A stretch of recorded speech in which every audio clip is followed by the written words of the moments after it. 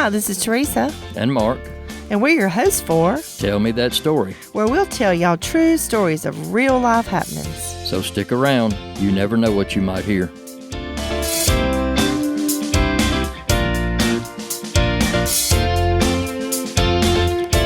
Hey guys, I hope y'all have had a wonderful week.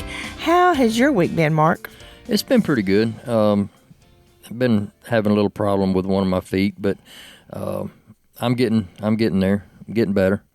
Been hobbling around a little bit, but I'm good. I know y'all are tired of hearing me whine and cry about it.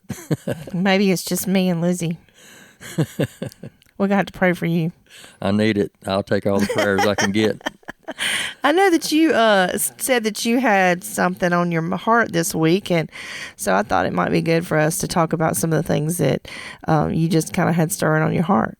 Yeah, I was laying in bed a couple nights ago, and I was thinking about what we would talk about this week, and the word faith kept coming to mind.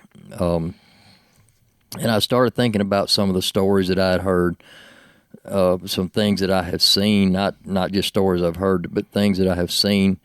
I want to start with a healing story. So we have this friend, when she was a baby, she was born with spinal meningitis, and the doctors weren't giving her a lot of hope. They said they really had done all they could do, and that even if she did live, that she would never be normal. She would always have problems. And her grandfather was my pastor for years. He's the one that I told the story about that spit his dentures out when he was preaching. But her grandmother was they were prayer warriors. They were godly people. Yeah, now the girl's daddy, though, he was not living a Christian life by any means at all. But here the baby was in the hospital, and from what I can remember, that he ended up, they had gotten just a really bad diagnosis. It wasn't getting any better at all. It was really bad. And he went on into the chapel, and he ended up finding himself, I think, kneeled down in the chapel, and he turned to God. I mean, he cried out to God, and that's what it took for him. And he was like, Lord, if you will heal my baby, you heal my baby, then I will serve you. And take it from there, Mark. And after that, the grandmother came in the room and said something to the effect of, y'all pack this baby's clothes because she's going home today. Of course, that took a huge amount of faith just to make that statement. Oh, yeah. Because that's, this baby's almost dead, and she comes in and says, she's going home today. She's going to be fine. Well, she goes over to the bed to the crib and lays her hand on the baby and just prays just a short prayer. And they said that a physical breeze blew through that room and blew the curtains on the wall. Yep.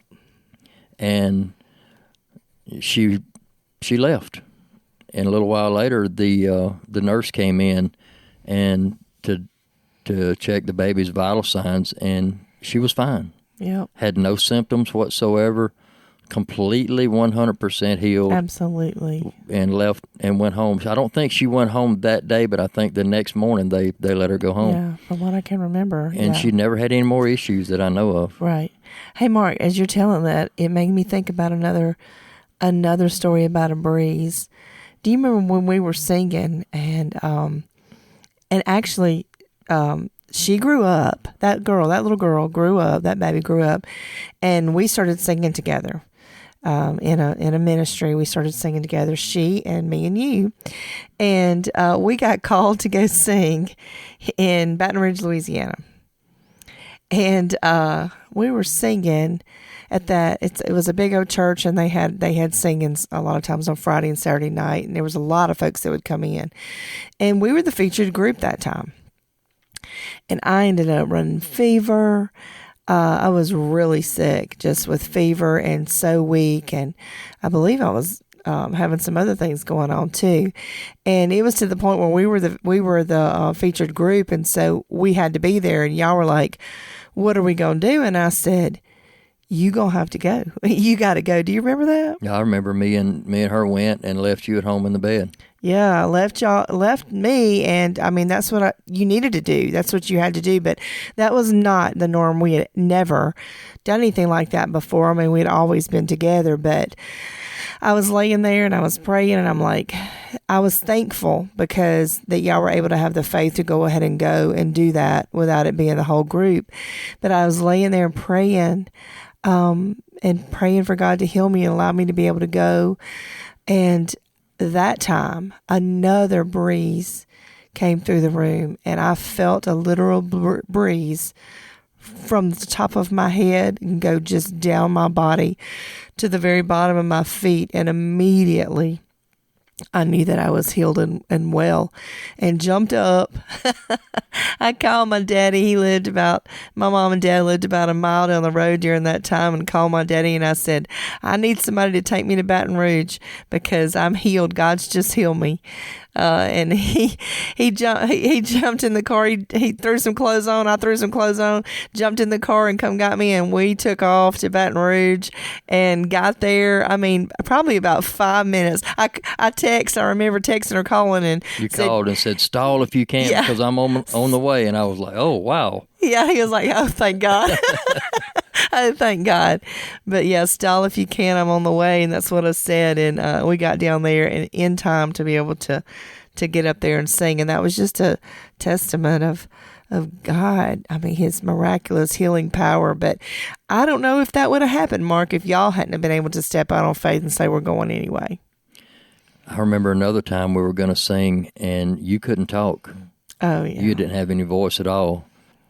Yeah, this was at... all right, so what happened with me was we was at, was it Gatlinburg Gathering? Gatlinburg Gathering, yeah. Gatlinburg, Tennessee. We went to sing there, and we knew a certain song that you had written that I was supposed to sing, but I had gotten really sick. I had completely lost my voice. I had gone to the doctor, and I don't remember, we were going to be singing for a while. But I knew there was a song that we were supposed to sing, and gone to the doctor, gotten a shot, went through antibiotics and everything, and lost my voice. I had no voice. And I remember the doctor said, do not even attempt to talk. Don't even attempt to talk until, it's time for you to sing. Yeah. And I remember when it came time to sing, all you could do was whisper. Yeah. But you went up anyway. Yeah, and we knew that the first song, I think it was the first song we knew that we were supposed to sing. Yeah, the first song was your song. Yeah, and it was called Be My Wind. Yep. And we stepped out on that platform. Well, we joined hands at the bottom. Of the platform before we went up on the stage, and we just prayed again. And we went up there, and you sang that song. Your voice was as strong and clear as I've ever heard. Yeah. I felt God just so strong. It takes a lot of faith to walk up on that stage when you can't even speak. Yeah, I think it was about 5,000 people that we were in front of that day. And so, yeah, I couldn't even speak. And then, okay, it's time for you to sing. What's going to happen, God? We've kind of lived our life. We've kind of lived by faith. Yeah. There's been lots of things that we knew that God was leading us to do. And even though people around us was calling us crazy and talking about us and making fun of us, we knew that God had said, go. Yeah. And we would go. And, if you step out on true faith, God's not going to let you fall. Well, what happened with Peter? Yeah, when Peter was walking on the water, everything was good. As long as he had his eyes on Jesus, right? And then a little doubt crept in, and he looked away, and he started sinking. But he was walking on that water. Yeah. He was looking at Jesus walking on that water. Right. And I think that's why a lot of people will say that we have some really incredible stories because, we've just walked on faith and we knew when God said do something that you just do it. You just do it. And that's what we've done. And that's why they say that the stories are incredible. Yeah. There's a big difference in faith. I heard a guy say one time, there's a big difference in faith and folly. You walk to the edge of a building and say, okay, I'm going to jump, and I got faith that God's going to catch me before I hit the ground. You're probably going to splatter when you hit the ground. Oh, yeah. Because that's not faith. That's foolishness. Right. That's not faith. If God's leading you to do something, it don't matter how crazy it looks. If you step out on true faith and do it, He will not let you fail. Absolutely not. Mark, there's a scripture in Matthew chapter 17 and verse 20, and it says that if you have faith like a grain of mustard seed, you will say to this mountain, remove hence to yonder place, and it shall remove, and nothing shall be impossible unto you. Have you ever seen a mustard seed? I have. They're a tiny little thing. Absolutely. Tiny, tiny. Really tiny. I thought about another story.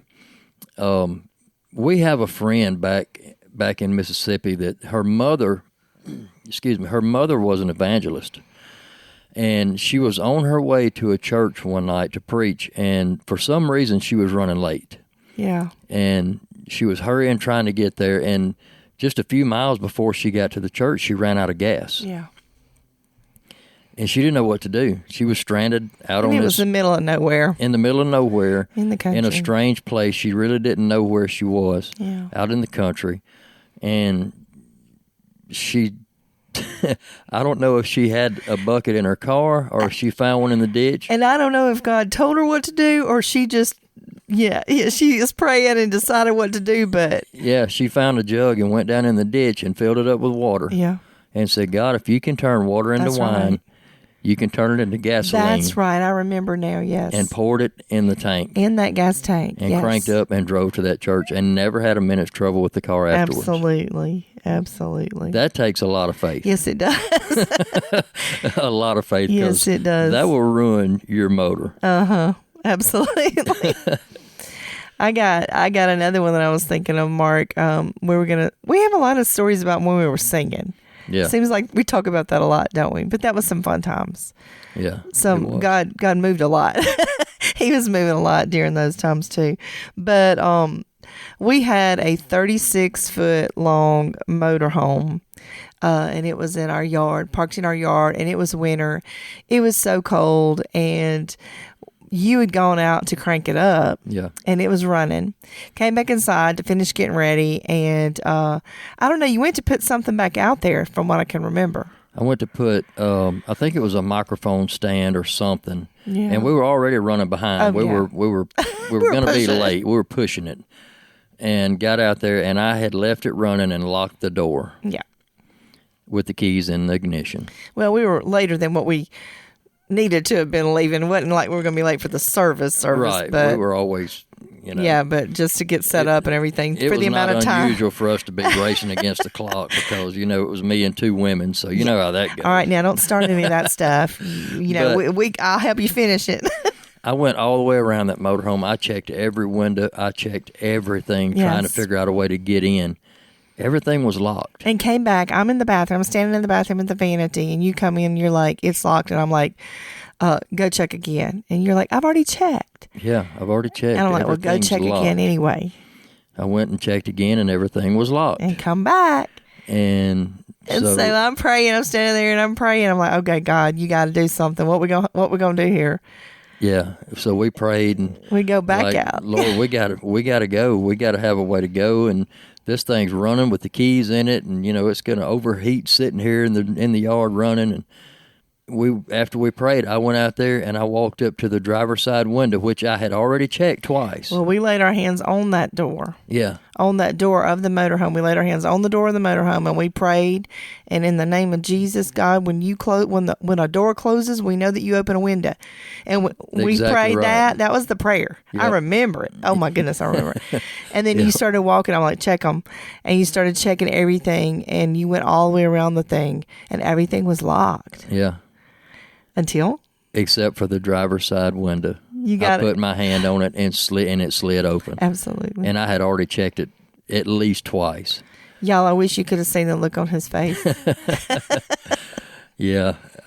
It's amazing when you see that kind of stuff happen. But you know what? It shouldn't be.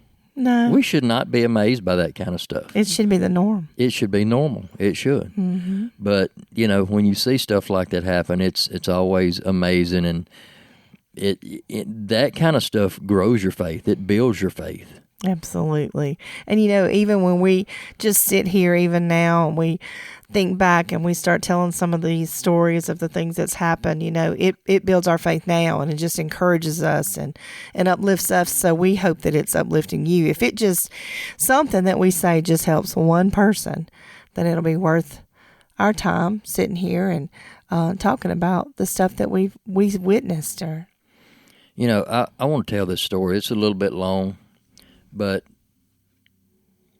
in 2005, right after Hurricane Katrina came through, my dad was at my uncle's house helping him with a tree that had broke.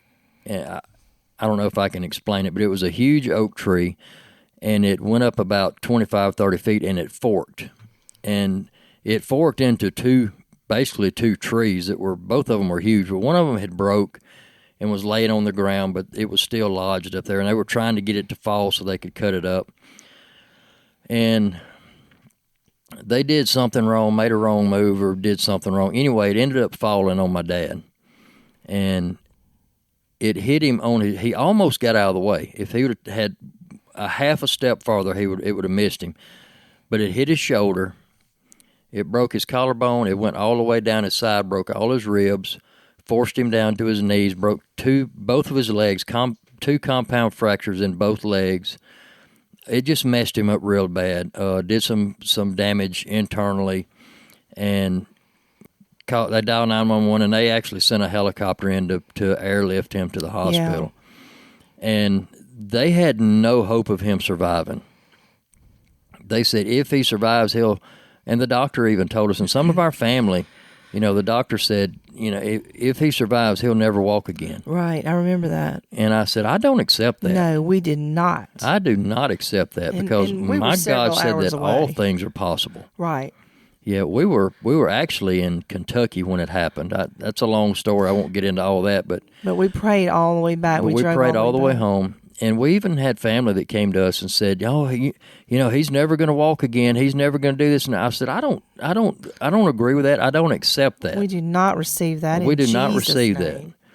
And now he was in the hospital for 12 weeks, I think. Well, Mark, he lay there for a couple of days. Several and this sounds days. Terrible, but he had, there was dried blood and he was stuck to the sheet. It was bad. They were not doing well at all. Yeah, they had not even cleaned him up because they didn't think he was going to live. Mm-mm. And I think he was in the hospital for 12 weeks. I believe so. But, prayer and faith brought him through that. And if we had given in and said, yeah, you're right, he probably won't live, he probably won't ever walk again. If we had agreed, be careful what you agree with. Absolutely. Speak life, don't speak death. And let me tell you something, we were somewhere where God had told us to be. Right. Doing something God told us to do. And God had moved mightily in that situation. And in all that, this happened. And so I have noticed that a lot of times, Satan comes in to try to steal, kill, and destroy the joy or whatever that's just taken place. So you got to be careful. You may end up facing a trial right then. But we came in, like you said, and we began to pray and speak life over your daddy and over that situation. Yeah, and this happened a couple of podcasts ago. We told a story about going to Quartet Convention. This actually happened while we were there. Yeah. I'll just tell it real quick. Go back and listen to that. Go back and listen to that podcast. Yeah, go back and listen to that podcast about Hurricane Katrina and National Quartet Convention. But it was, I think it was the day or either a couple of days before we were going to leave to go home. And I got my phone out and I called my dad. And when somebody answered the phone, it wasn't my dad. And I said, who is this? And he said, it was my dad's pastor. I said, where's Daddy? He said, you haven't heard? I said, heard what? He said, your dad's been in a bad accident. Well, I didn't even know. And would have been a day and a half, something like that since it happened. Nobody called. Nobody had told us anything. I don't know how long it had been. I don't remember, but I know we were doing what God had told us to do, and I think we were somewhere where we didn't have service Right. It was like we didn't have good cell service. Yeah. So we immediately we went and found Brother Gerald because I knew Brother Gerald I Crabb. wanted to get people praying. I went and told Brother Gerald what had happened. I said, pray. And also another podcast that we talked about Angola. That's when we called the guys in Angola and had them praying too. Yep. So you listen to that podcast too. Yeah. But we were 14 hours from home. Yeah. I mean, Google Maps will tell you it's 12, but 12 hours, that's if you drive straight through without stopping, and that's impossible on a trip that long. But we got there, and we finally made it home. All the family was there, and I went in to see him, and it was bad. He was in bad shape. But I saw God do a work in his life. He walked out of that hospital. Yeah. And lived. That was in 2005, and he lived until 2014, and died from something totally unrelated. Yeah, it was a process, and he had to trust God for every step. But he did, because your daddy was a praying man too, and a man of faith, and your daddy knew that we were off doing what we were supposed to be doing. Your daddy was behind us. I mean, he supported our decision and everything. And one of the really crazy things about this story, he had, between his knees and his hips, he had 2 compound fractures on both legs. The bone was broken completely in half. Yeah. Because when the tree hit him, it forced him down to his knees, and he had knee replacement surgery. Yes.